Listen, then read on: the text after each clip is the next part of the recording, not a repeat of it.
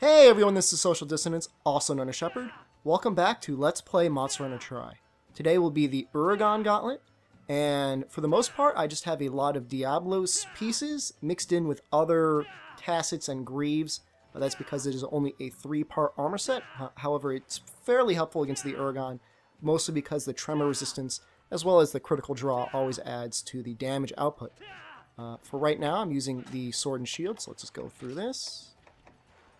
It's just mostly status gems pumped into there, and actually as a result of all that I was able to put in a plus 10 perception, what do you call those things? Charms? And that's about that. Let's see here. So in any case, today is a very exciting day. It's really great because it is December 1st, for me at least. By the time you guys hear this, it'll probably be December 2nd or 3rd. And that means that Monster Hunter Portable 3rd has been released in Japan. And by all indications, it is a very exciting day because the demand for it is enormous. In fact, it seems to be through just the amount of people waiting in line, at least 3 to 4 times the amount of demand as Pokemon when it was released. By the way, we're going to do capture for the first time, mostly because I have plus 10 perception on this and none of my other sets. So let's just go in with that. Now, the really exciting thing is that, allegedly, according to FedEx, the package should actually be arriving somewhere in New England within 24 hours. Now, I have a hard time believing that something just released from Japan can reach New England in that amount of time. However, if that happens, I'll be very happy. Of course, there'll be videos coming out almost immediately.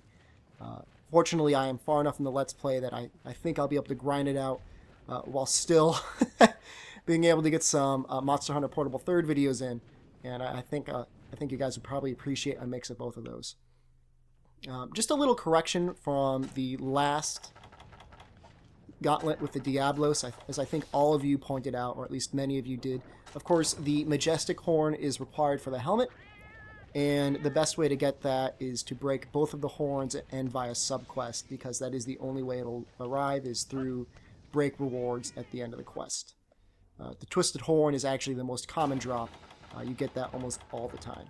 Okay, what we're hoping for here is for him to waddle just far enough into the bomb that when we detonate it, he will get blown up. Sounds like it'll work. Sounds like I'm going to get blown up too. Well, that works. And I had a bit of an issue. Some of you may notice I have 99 paintballs now. You can only imagine what may have happened just recently. Yeah, you need... Oh wow, he's already angry.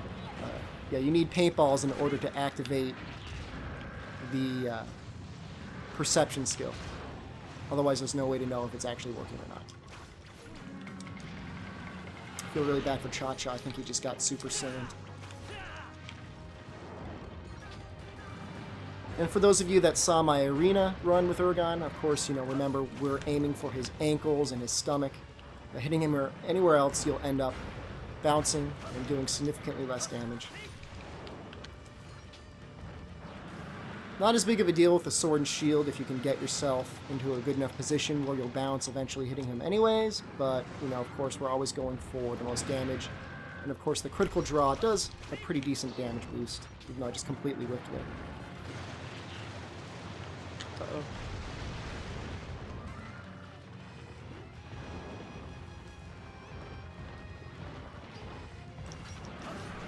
Uh-oh. Okay, we're going to try and block this.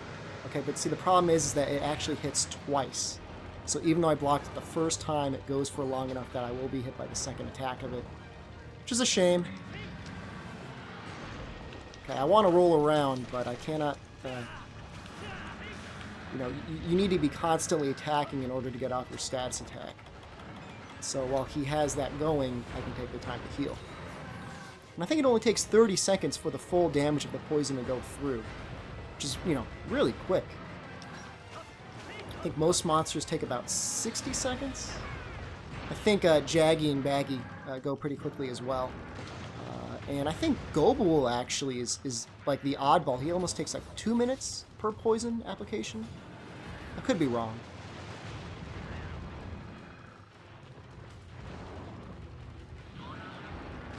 And it actually works out fairly well that if you can poison him twice normally, all 5 of your poison knives, if they hit in a row, should be able to poison him. He's just like going nuts. I might hit him with a flash bomb. And both him and Diablo seem to be fairly weak to... Oh wow, went like right over me. Being flashed. In general, they seem to stay in one place a lot more. So it's always a good skill to have. Or a good item to have around. Uh-oh. That's bad. Well, that's the real benefit of the sword shield. I couldn't tell. I thought he was going to do his fire attack. Okay, so he's already been inflicted twice. We can go ahead and just do more damage to him. Although that might have been a decent time to get off some bombs. I'm not going to sweat it.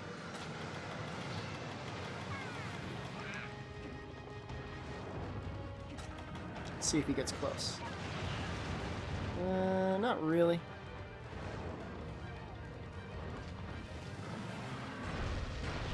That worked. Yeah, his general mode... Oh, wow, I got hit by that. That's odd. His general mode is just to, like, slowly walk towards you. Okay, I'm going to try and get all of the poison knives off.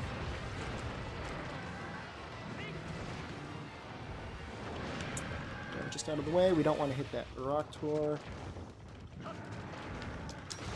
Let's see, was I right? Did I get him? I might need to hit him, like, once or twice. Yeah. But, I mean, that was a good deal of poison damage done. I forget how much poison damage each knife does. It's probably around, like... I don't want to say 50, maybe like 40.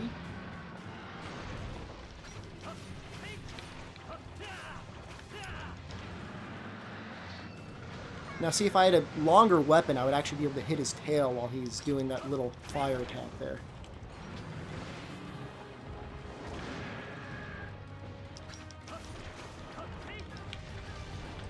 There we go.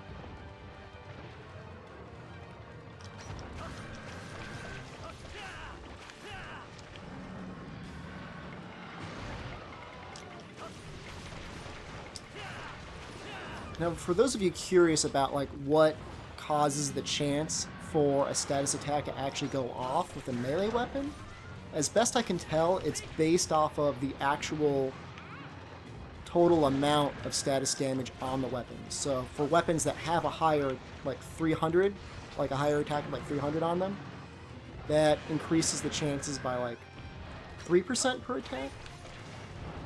I think it's like 30% if you've got like 300 attack, or if you've got 200 you get 20%. If that makes sense. There's some formula out there that I read before. And of course I'm not going to have the citation available at all. What the heck just happened?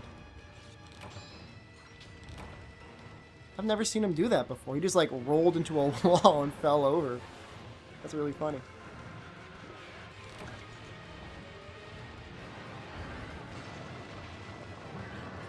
What's he doing? Is he exhausted? That's bizarre. Strange behavior with... I mean, he's not weak. Oh, he is exhausted. You can see now. Clearly.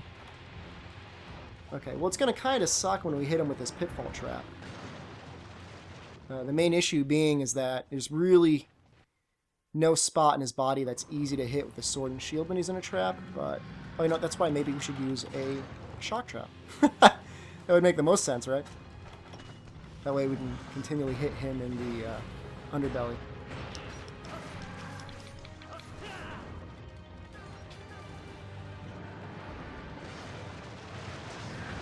Let's do a little Superman dive.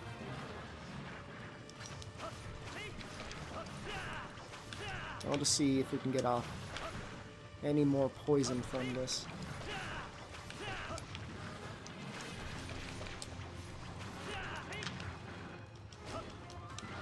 Oops, we're hitting the outside.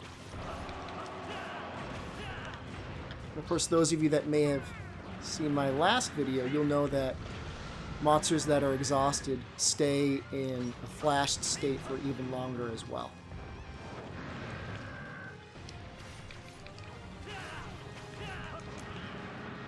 I gotta be careful. Did I bring energy drinks?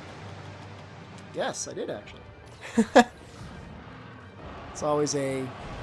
I don't know. He must have a really short scream radius. Because that didn't hit me. It looks like it should have.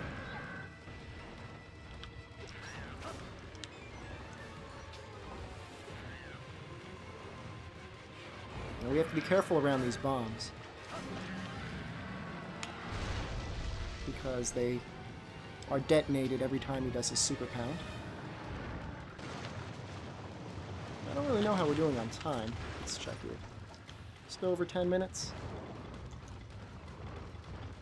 We do most of our damage from poison. Or at least a good deal of it. I'm really not getting off as many hits as I need to.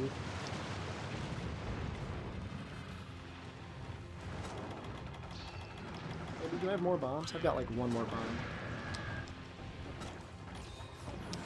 There was actually a question, a pretty decent question at that, like, do his own bombs hurt him? And I think the answer to that is probably yes. I've never seen him flinch from his own bombs, but it would just make sense to me. Alright, here we go. He's ready to be captured.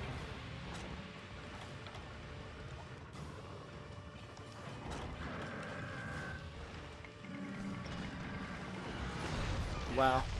I was almost positive I was going to die from that. But no. I got lucky. Alright, 11 minutes and 26 seconds. Like, not the best time in the world.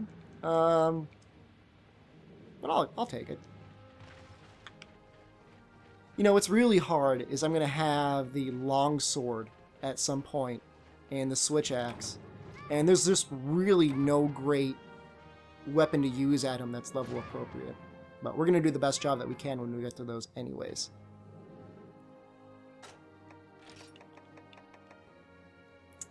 Marrow? Hoping for some scoots.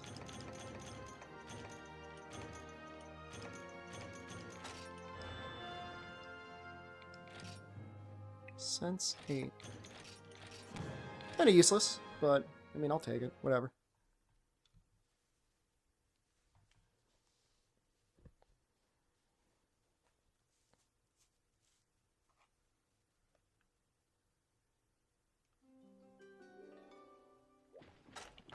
Check the village. Oh, everything's ready. Everything was probably ready before. I didn't even check it.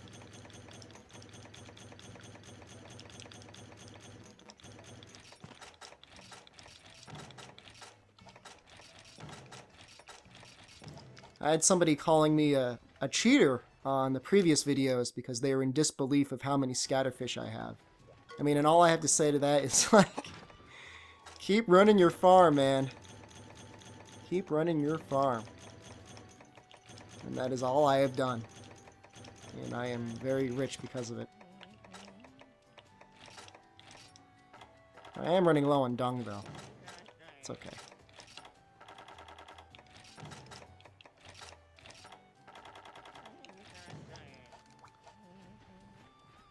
Because by running your fish farm, you not only get commodities to trade with the captain with, but you also get commodities that you can easily convert into resource points. Now, from those resource points, you could run your farm, which can easily generate a lot of money. It's a whole circle of life. And I think the best part about Monster Hunter Portable 3rd when it comes out is, at best I can tell, we should be able to activate the farm in between quests when we're online. Wait, no, not that. Okay. We are going to use the Sieglin, however, I need to switch something out of the helmet. I think I need to put in a fast charge jewel. And actually, we may not do the greatsword first anyway. We may do the hammer first. Actually, I guess that kind of depends on what we get to eat, right? Should probably do that first.